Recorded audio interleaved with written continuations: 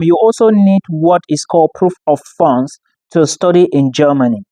I would like to draw your attention to the fact that proof of funds here does not mean a bank statement to study in Germany. In Germany, you need one of these. There are two. The first one is an affidavit of support from somebody who lives and works in Germany. The second option is a blocked account. Now, when they say a blocked account, they are saying that you need to create an account in a bank in Germany. Deposit the total amount into that account, which is now 11,903 euros.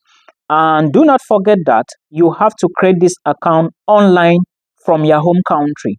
So go online, type Fintiba on Google. When it opens, you verify, check the information on how to create an account. Then you create this account. Make sure the email address you are using is your email, or you can have access to it later on. And then when the account is ready, the account number, the SWIFT code, the IBAN is available, you can now transfer. The bank is going to give you, then you can now transfer this sum of money, the total amount inside. Actually applied to 6 programs, and maybe 3 rejected you and you are still waiting for 3. Congratulations, there is prospect. Do not panic. Just pray that at the end of the day you get something. And then when you get something, is it going to be fully funded? Is it going to be partial funding? Or you will be given maybe a 20% discount?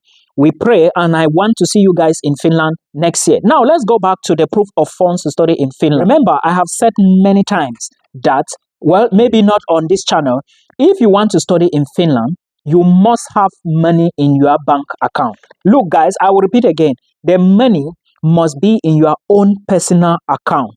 It cannot be in somebody's account.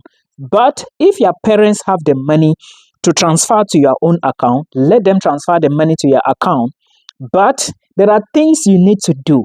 If they are to transfer the money to your account, the money must be in your parents' account. Then they do the transaction so that they, at least at the end of the day, when they are printing the statement, it should show that it left somebody's account to your own account. And who is this person?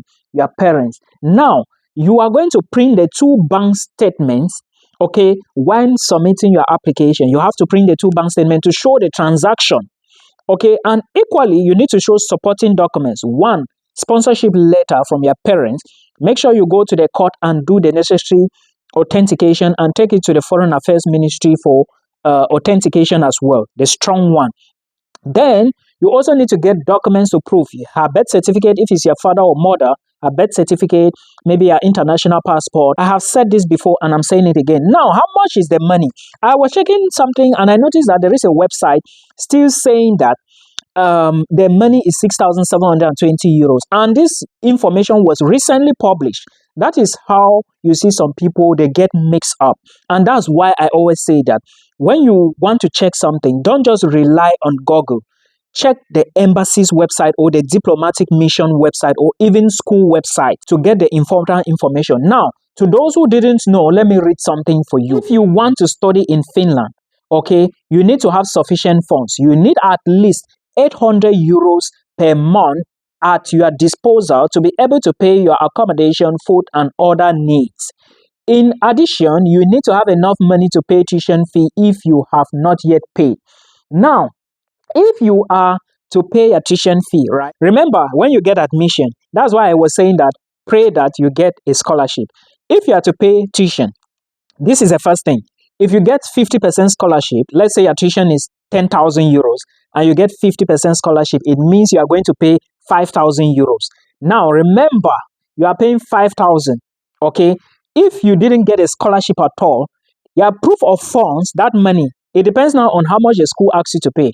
Let's say the school say pay 5,000 before you come in. Now, and you didn't get a scholarship and your tuition is 10,000. The remaining 5,000 that you have not paid, you have to add it to your proof of funds. If you get a 50% scholarship and your school says you have to pay 5,000 and you pay the 5,000, it means you only need your money for 1 year for proof of funds. But if at the end of the day you don't have anything and your university says, okay, we are giving you a 20% discount and your tuition is 10,000, you need to calculate 20% of 10,000. Then the balance that is left, you are going to pay it. And most universities are taking all the money, right? Yeah, they are telling you must pay all the money before you can apply for visa. Now, if you succeed and you pay all the money, what needs to be in your bank account is 9,600 euros. That is 800 times 12 will give you 9,600 euros. Okay, it must be in your bank account. And now there are so things that you need to know, if at all. Listen to something. They say if you have been awarded or granted a scholarship to cover your living expenses or cost of living in Finland, add proof of this grant or scholarship to your application. So you need to indicate, let the visa officer know that you were given a scholarship. Don't leave out a document. I'm talking to those who were telling me, because someone was telling me a few days back that, oh, Milton, I submitted my application omitting some documents and I was rejected. It's not good. You have to be like, sit up and do the right thing. Money will be counted towards the income requirement. Now, for example, you are coming to Finland to study a 1-year program and you are awarded a grant of 2,000 euros towards your living costs in Finland. In that case, you must add to your application a bank statement confirming that you have 7,600 in your bank account. So why you are adding 7,600? Let's say that you were given a scholarship of 2,000 euros, right? And then you have to show 9,600. You must remove that money because it's still part of it. Do you understand? Yeah, remove from the proof of funds. It's very simple like that. And I will attach the details of this website below so you can equally check the information I am giving you. Now, remember there is something here on how you can show these documents. I want to read it for you so that how you can prove income. Or not the embassy, but studyinfo.fi, by the way. They say you need to have enough money in your own bank account in your personal use only. 3 options. If you submit your residence permit before paying the tuition fee, you must, in any event, have the money for your tuition fee in your bank account already when you submit. In fact, I don't even need to read all of this. You are going to watch, like go through the website, then follow the instructions. Please read it very well. And you can move to Finland with your family. International students can work 30 hours a week. And of course, you can move. Like I said, Finland is the first happiest country in the world. The list came out yesterday and Finland is still occupying top spot, number 1, for the 8th consecutive year in a row. Netherlands used to be below, but now Netherlands is number 5. So I'm living in the 5th happiest country in the world. Are people really happy in Finland? I want to know from the video description box. Please, do not forget, if you have a scholarship, fine and good. I have so many people who applied. Some are still doing the entrance exam and some are still looking for other possibilities. That is why I said, when you want to apply to Finland, it's late now. We hope that another round of application is going to open soon. If you want to apply to a university in Finland, always look at the requirements. I am happy that I'm impacting people and some people are actually getting results. I'm so happy about that. When next the application opens, which is the joint application, do not relax, do not relent. And remember, if you are thinking of studying next year, note that next year, tuition fee would be increased and proof of funds will not be the same. This is my advice. Go get your IELTS ready and wait for next year if that is when you want to apply. Please, do not make an error and submit bank statement from your parents where you do not have this 9,600 euros in your bank account. It cannot be in your sponsor's account. Moving further, if you are thinking of studying in Germany, there are universities in Germany that are free of charge.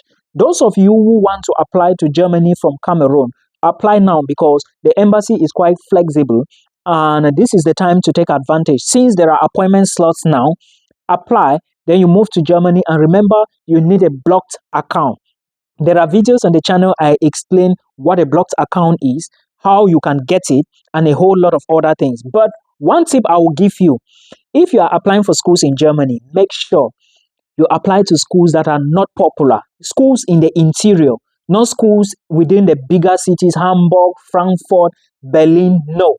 Apply to schools far. Rheinwald University, University of Mining and Technology in Freiburg, and there are so many. Some in maybe Bonn, University of Bonn. There are so many of them. right? So please put in application for schools that are far from big cities. And trust me, Germany is not that expensive when it comes to accommodation. I was in Germany in December, and I can tell you this for free. Germany is not that expensive. The only thing is when you go in, try to learn the language. Of course, language in every country is very important because it helps you integrate easily. Yeah, I am not speaking Dutch now. Like, I don't even know what it is, but I will learn the language when I finish my studies. Then I go into the program. So I'm still going to talk about universities in Germany. There are schools you can apply without actually paying application fee, but they are scarce. So I will advise you to apply. And if you are looking at application for masters, go to DAAD. We are not talking about Finland now. We are talking about Germany. DAAD on Google is going to give you a big site to check schools in Germany. And trust me, if you do exactly what I say, you are going to come back here rejoicing. I hope this video helps you. And when you come to Europe, say, hello, Milton. I am here to talk about two things today. The very first one is to address a case. Someone was asking me if admissions take 3 to 4 months. I would like to say that it depends on the country. And I know if admissions take up to, it should be 3 months, it shouldn't surpass 3 months. But like I said before, it depends on the country and where you are doing the application. Again, if you are the one doing the application and the admissions is not out, or probably the person doing the admissions doesn't give you feedback after 2 to 3 months, you should have checking. You have to start checking what is actually happening. I'm saying this because you shouldn't rely on somebody. At the end of the day, things doesn't go well, and maybe before you know, you spend another year on the ground. Most EU countries, they would, let me say, admissions would not go above 3 months. I'm talking from experience. This is not my first time doing application. Countries like Denmark, I think even Denmark doesn't take above 2 months, as I know. It all depends anyways. But most countries in EU doesn't take above 3 to 4 months, as I know. Like I said, if you are the one doing the admissions, then you should be confident that probably you are going to get a rejection. But if after 3 months or 4 months you don't get a reply from the institution, please check other options. If you are working with somebody, start asking questions after 3 to 4 months. Because I know universities that if you apply, and countries that if you apply to them, maximum 2 to 3 weeks, you are going to get an offer. It's either they give you the offer or they tell you that they are not going to give you the offer. So it all depends on the country. But again, if you are doing an application with somebody and after 3 months you don't get a reply and the person isn't saying anything, you have to start thinking. Someone said I should talk about study gap. Like study gap. Study gap means that, in case you don't know, study gap means that let's say you graduated 2020, right? And since 2020 to 2025, you have not been to school.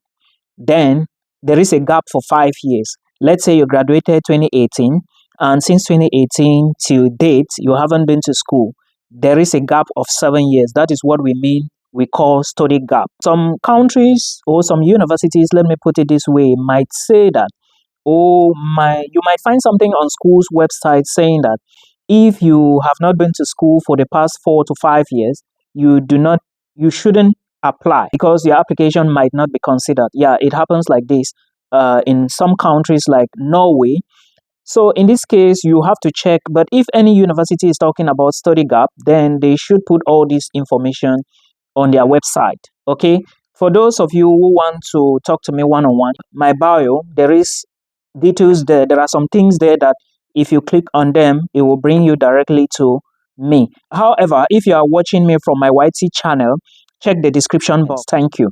Now, the study gap can be addressed. If you are applying to any institution and they don't mention anything about study gap and they ask you to write a motivation letter, it is important for you to mention your gap in the motivation letter and say what you have been doing. Study gap is very complicated. Some schools will not mention it, but I will always say that it is important for you to lay emphasis on this, like to mention it, okay? Some schools will not tell you to mention study gap, but the admissions committee or team expect you to say something about this. So guys, always put all these things into consideration. And then I am talking about study gap, and equally, if your GPA was not the best, if you had a very poor GPA, maybe you graduated with a third class okay, or maybe a past, maybe you had an HND and you want to go back to bachelor's. These are things you should mention in your motivation letter. Motivation letter, some of you don't know. Sometimes they call it statement of intent or letter of intent. It's still the same thing, okay? In as much as you are writing a letter, make sure you address this inside that letter. It's very important so that they know, because most of the time, why you are going to that school, why you apply to that country, why you choose that program, what are your future ambitions, are usually some of the things that you must be able to address in your statement of